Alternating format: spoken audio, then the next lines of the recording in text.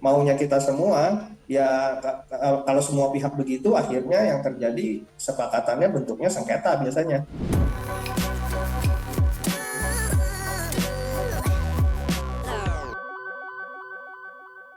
Ada satu statement bahwa parental burnout ini bisa menyebabkan jurang emosional antara anak dan orang tua. Mungkin bisa dijelaskan mengenai statement ini, Pak Toge? Iya pasti, karena kan jadinya adu menang, sama anaknya sama orang tua adu menang. Ya, apa Hmm, namanya? Bagaimana mungkin orang yang bermusuhan, orang yang bertikai, apa namanya, bisa membangun relasi emosi?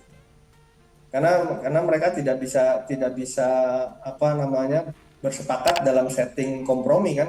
mhm, Kalau kita bicaranya harmoni, itu mhm, berarti kan kesepakatannya bentuknya kompromi, ya, ya kan. Ada ketika si A naik si B turun, ketika si B naik si A turun, ketika si A ke kanan si B ke kiri, misalnya kan karena berusaha menyeimbangkan. Kalau mhm, bicara harmoni kan berusaha menyeimbangkan, jadi kita tidak bisa mendapatkan semua yang kita mau 100% pada saat itu. mhm, Ya, tapi ya kalau kalau kita nggak mau kompromi, kalau kita nggak mau memberikan sebagian buat orang lain, kita maunya 100% maunya kita semua, ya kalau semua pihak begitu, akhirnya yang terjadi sepakatannya bentuknya sengketa biasanya. wow. Apa yang the worst case yang pernah Pak Toge alami nih? Yang pernah Apanya? dialami klien yang datang ke Pak Toge, dan worst case-nya ketika jurang emosi ini antara ibu dan anak atau orang tua dan anak ini tidak ketemu gitu.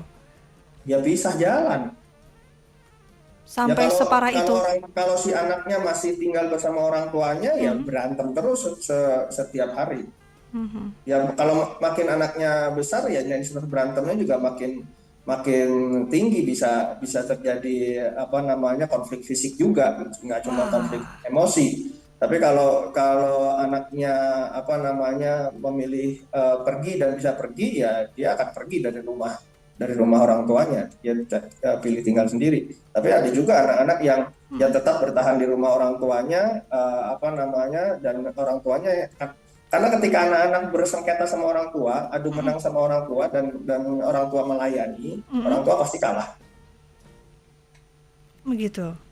Ya, karena pada satu titik orang tua akan apa namanya, kepentok sama yang namanya nggak tega, kepentok sama yang namanya tanggung jawab sosial sebagai orang tua. Ini anak saya.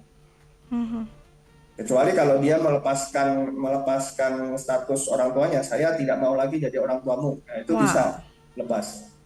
Tapi apa namanya, jarang sekali yang begitu kan. Kebanyakan apa, tidak siap melepaskan melepaskan apa, status orang tuaannya, sehingga ya pada akhirnya apa Mengalah. namanya, ya yang milih mengalah, Mhm. anaknya Artinya yang memang akhirnya mendominasi. memang hubungan orang tua dengan anak ini sama seperti hubungan misalnya suami dengan istri, ya memang harus ada kompromi di sana ketika anaknya yang sedang apa istilahnya emosi, ya orang tuanya yang turun begitu ya, Pak Toge. Ya semua sama, ini kan bicaranya bicara relasi. Jadi Iya. kalau relasi kan sama siapapun, termasuk sama diri sendiri kan. Jadi tadi kenapa makanya saya bilang salah satunya karena memang banyak orang yang terlanjur jadi orang tua sebelum dia selesai jadi anak-anak, sehingga kemampuan dia, kebiasaan dia bersepakat sama dirinya sendiri pun Belum belum tuntas oke. gitu Jadi ya. ya, jadi gimana dia bisa bersepakat sama orang lain kalau kalau sama diri sendiri juga nggak oke. Wah, ini menarik nih untuk kita ajarkan juga ke anak-anak bahwa mereka harus tuntaskan dulu nih.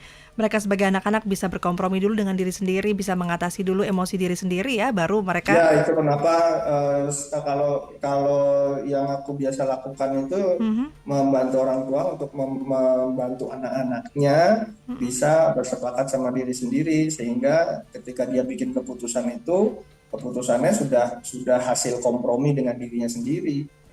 Oke.